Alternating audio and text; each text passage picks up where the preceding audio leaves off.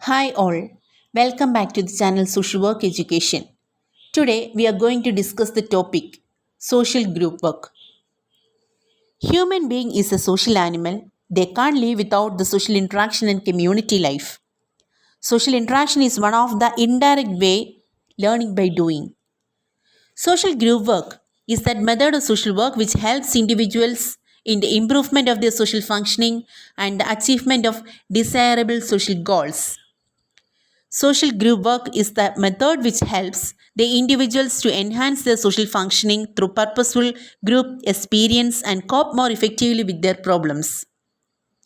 According to H.B. Trucker, group work is a process and a method through which individual groups in social agency setting are helped by a worker to relate themselves to other people and to experience growth opportunities in accordance with their needs and capacities. Social group work does not concentrate on individual alone. It helps in educational development and cultural growth of the members of the groups. The worker is interested in helping the individuals through guided group interaction. Now let us see the principles of social group work. In 1948, H.B. Trucker wrote a great length about the principle of social group work in his famous book Social Group Work Principles and Practice, which is still read widely. So, here in that book, he mentioned about 10 principles of social group work. First principle is the principle of planned group formation. The social group work process uses group as a medium for providing services to the individual, hence the formation of a group is a prerequisite for a group worker. So this principle comprising some fundamentals like first one, groups like individuals are different, evolving, developmental and ever-changing and tremendously influential upon the behavior of individuals. The second fundamental is the group worker should not seek to require all groups to be alike nor expect them to meet identical needs. Third point, the group worker's skill will be evident in the ways she or he consciously gives aid at the point of group formation. So, the second principle is the principle of specific group objectives. Specific objectives of individual and group development must be consciously formulated by the worker in harmony with group wishes and capacities in keeping with agency function. Agencies and their workers must be aware of what people want from group experiences and help them to get it. Objectives thus become a controlling force in the life of the group, and the group worker should have clarity about the specific goals she or he wants to achieve along with the benefits she or he is hoping the members would get.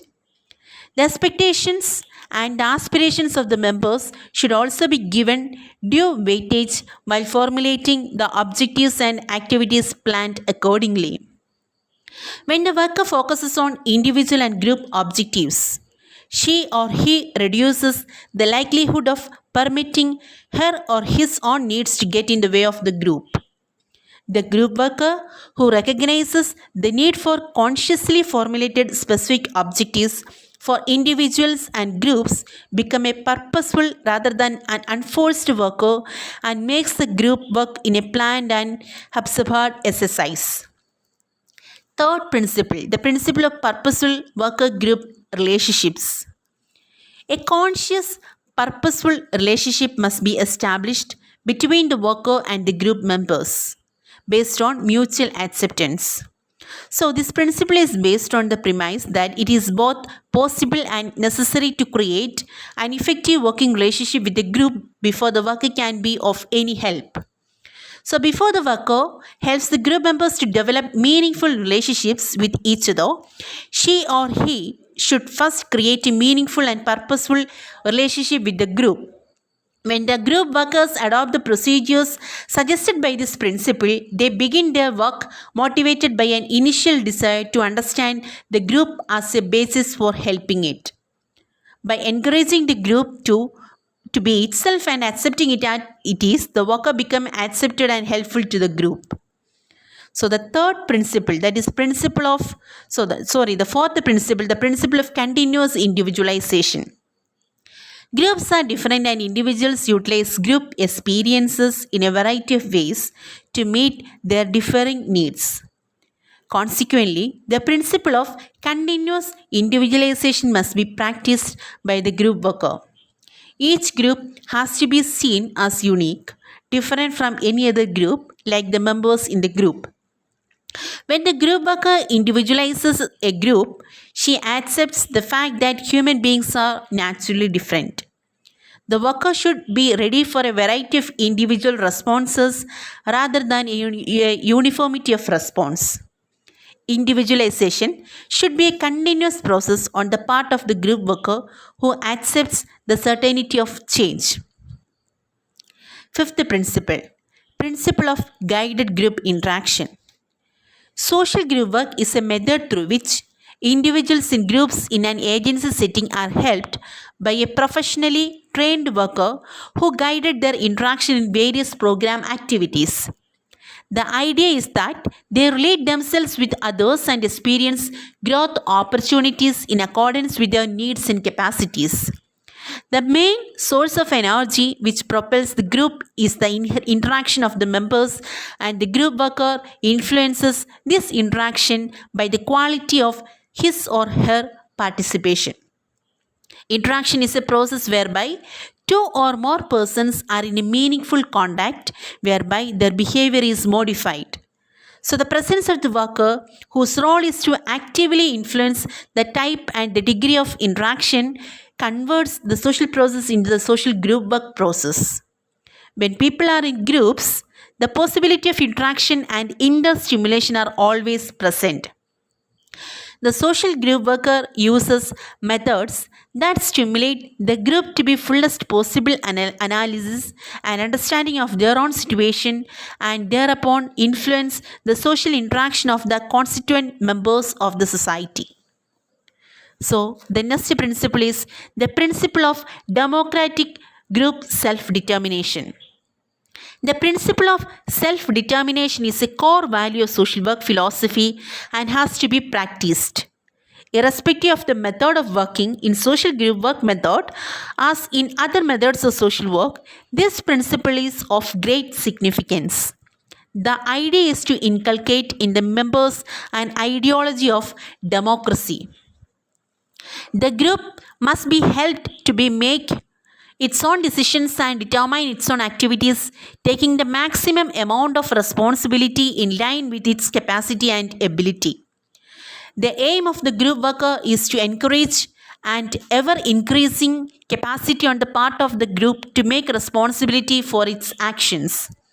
The group has the right to make its own choices and the capacity to make satisfactory decisions. And the group worker must first help the group to develop conscious group self before it can become responsibly self-determining. Next principle is the principle of flexible functional organization. Every group has some informal organization of its constituent members that enables it to function. As the group is formed for specific objectives, it should also have a formal organization to help it achieve these objectives. This formal organization should meet a felt need, be flexible, adaptive, and should change as the group changes. The principle does not imply that group worker should organize the group, rather, she should help the group organize itself. The worker should help the group to determine who should take the leadership assignments along with the qualifications and expectations so that the members are aware of what the group expects from them. Tasks and duties should be identified and allocated in an orderly manner, and members helped and encouraged to assume responsibilities. The process to organize itself is an excellent vehicle for growth. Not only the structural details of this formal organization, but the process through which the worker guides the group to have a formal organization is equally important. The formal group organization should be simple, stable, yet flexible upon to change as per group needs. Okay, the next principle is principle of progressive program experience. Program is a group. Social group work does not only mean the activities or events, but is a broad concept that includes the entire range of individual and group relationships, interactions, and experiences deliberately planned and carried out with the help of the group worker to achieve the group goals. The program development is a continuous process and grows out of group potentialities. The program experiences in which the group engage should begin at the level of member interest, need, experience, and competence and should develop in tandem with the developing capacity of the group. The worker should help the group to enjoy a progressive series of program experiences in consonance with the group's potentials and capacities. The group cannot be expected to do the same thing all the time. The principle implies that there is starting point for all group programs. Small beginning can culminate into bigger and more challenging tasks as the group progress. Ninth principle, that is the principle of resource utilization. This principle guides the group worker to utilize the available resources to enrich the content of the group experience for individuals and group as a whole. For this, it is imperative that the social group worker should possess knowledge about the resources available in the group, agency, and the community. He or she should use his or her skill in locating and then acquainting the group with the various resources which can be utilized by the group for different programs. Last principle, that is principle of evaluation. Continuous evaluation of process and programs in terms of outcomes by the worker, agency, and the members is not only desirable, albeit essential. Carefully maintained records can facilitate proper monitoring and evaluation. Maintaining records in a systematic and orderly way aids the evaluation process. Evaluation should be done at the end of each session and at the time of the termination. So, evaluation carried out in an objective and neutral ways help in revealing the extent to which the group has successful in achieving the group goals. Okay, so these 10 are the basic principles of social group work. I will repeat the 10 principles once again. First one is principle of planned group formation. Second, principle of specific group objectives. Third, the principle of purposeful workers group relationship. Fourth, the principle of continuous individualization. Fifth, the principle of guided group interaction. Sixth, the principle of democratic group self-determination. Seventh principle is the principle of flexible functional organization. Eighth principle is principle of progressive program experience. Ninth one, the principle of resource utilization, and the last principle of evaluation. Okay, thank you all.